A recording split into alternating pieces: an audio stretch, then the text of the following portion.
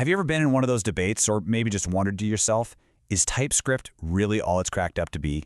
Is it actually better than good old JavaScript? It's like one of the biggest questions in web development today, and everyone seems to have a strong opinion. Well, today, we're going to cut through all that noise and look at what the data actually says. All right, here's our game plan. We're going to start with the core problem in JavaScript, then look at how TypeScript promises to fix it. We'll check out a real-world case study, and then zoom out to see how things look across millions of lines of code. Then, and this is the good part, we'll uncover a surprising truth about bugs that might just change how you see this whole thing. And finally, we'll try to answer that big question. So, why is this even a conversation? Well, it all starts with JavaScript itself. It's everywhere, it's super popular, but its greatest strength, its incredible flexibility, can also be its biggest weakness, especially when your little project starts to grow into a massive complex beast. Okay, the absolute key to this whole debate is understanding this one thing: dynamic versus static typing. With JavaScript, it's all dynamic. That means the code figures out what kind of data it's dealing with, a number, a piece of text, while it's running. Super flexible. TypeScript, on the other hand, brings in static typing. It checks all of that stuff before you ever run the code, which can catch a ton of silly mistakes way earlier. Now, check this out, because this shows you exactly what we're talking about. On the left, JavaScript sees you trying to add a number to a string, and it just says, hey, no worries, I gotcha, and turns the number into a string for you. It works, kinda, but it might be hiding a mistake you made. Now look at Python on the right. It's also dynamic, but it just stops and yells at you with an error, forcing you to be clear. It's that helpful JavaScript behavior that can lead to some real head-scratchers down the line.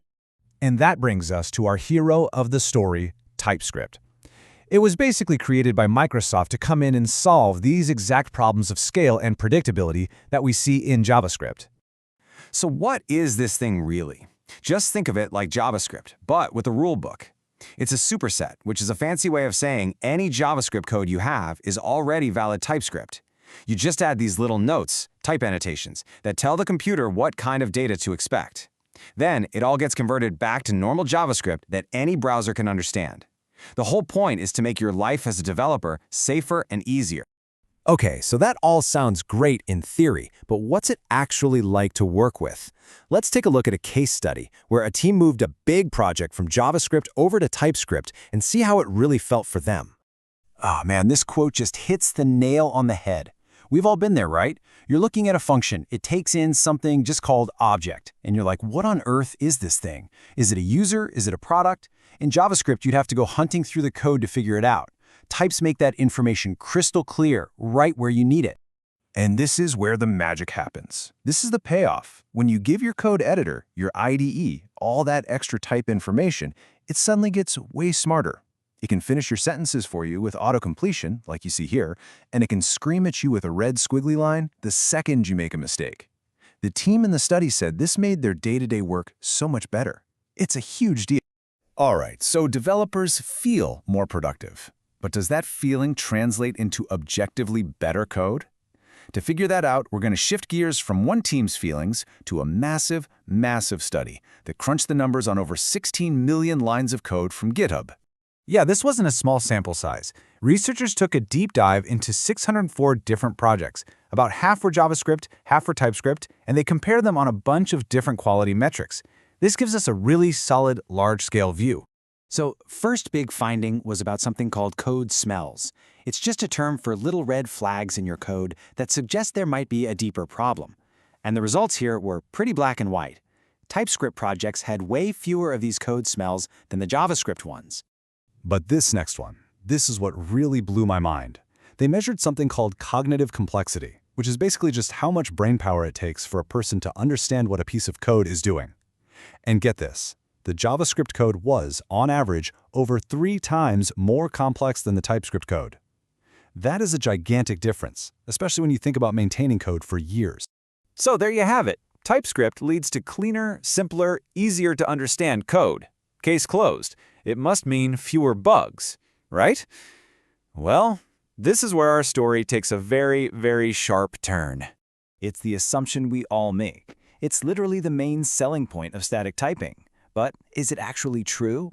Let's see what that giant analysis of 604 projects has to say. Okay, so the way the researchers measured bugs was by looking at what percentage of all the code changes were specifically for fixing a bug. And the results are well, they're not what anybody expected. The TypeScript projects actually had a higher percentage of bug fixing commits. Let's just pause on that for a second. The ratio of bug fixes in TypeScript projects was over 60% higher. According to this huge study, it looks like TypeScript projects were actually more prone to bugs, not less. This is the complete opposite of what everyone says. And it gets weirder. You'd think, okay, well maybe there are bugs, but the code is cleaner, so they must be faster to fix. Nope. The data says no. On average, it took developers working on TypeScript projects a full day longer to fix and close a bug report.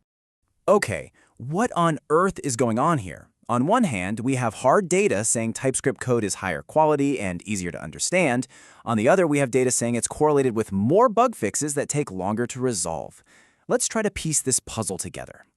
So here's the bottom line. It looks like TypeScript is a trade-off. The pros are real, and they are backed by data. You get much better code quality, it's easier to understand, and your tools help you out more. But the cons are also real, at least according to this study. It is not some magic shield that stops all bugs, and it doesn't seem to make you fix them any faster. Even the researchers who did the study were like, well, that's not what we expected.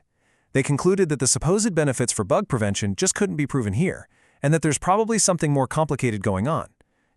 Maybe TypeScript developers are just more thorough about logging their bug fixes, or maybe people tend to use TypeScript on more complex projects in the first place. The data just doesn't tell us why. And that brings us right back to our original question: to type or not to type? But now, maybe we can ask a better question. Given what we've seen, what's more valuable for your project? Is it the proven data-backed advantage in code quality and long-term maintainability? Or is it chasing the popular but maybe not so true idea that it will magically get rid of your bugs? At the end of the day, the data is in, and the choice is yours.